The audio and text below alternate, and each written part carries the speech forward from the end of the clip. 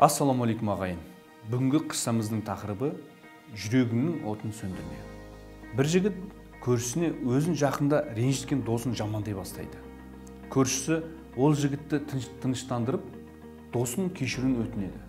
Сонда ол ашуланып, мен неге өзімді ренжіткен адамды кешіруім керек? Неге мен өзімді сатып кеткен адамның алдында кешірім сұрауым керек дейді.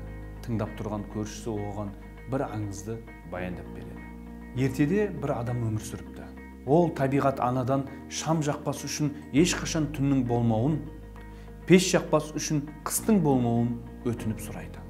Бірақ табиғат ана ол адамның өтінішін орындай алмайтындығын айтады.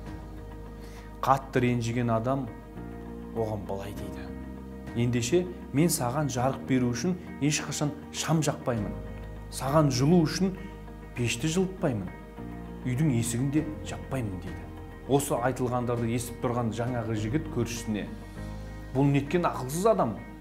Бұл өзінің жаққан шаммен табиғатқа жарық беремін, өзінің жаққан отымен табиғатты жылытамын деп ойлайды ма? дейді.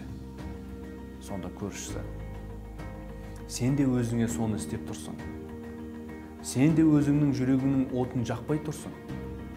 Саған өзгелердің жарық түсіргенін, өзгелердің келіп жылытқанын күтпей, өз жүрегіңнің отын жағып, өзгелерге жарығың мен жылуыңды сыйласаң, мүмкін өзгелер де өз жолын табуға ұмтылар деген екен. Бұл әңгімеде не жөнде айтылған? Әңгімедегі жігіттің іс-әрекетіне қандай баға бересіздер? Көршісі өзінің аңызын айту барысында нені түсіндіргісі келді? Аңыз әңгімедегі жарық пен жылу нені сипаттайды? Сіз сол жігіттің орнында болсаңыз қандай әрекет жасар едіңіз? Бірінші болып қадам жасау үшін адамның бойында қандай ізгі қасиеттер болу қажет? Ойланыңызшы ағайын.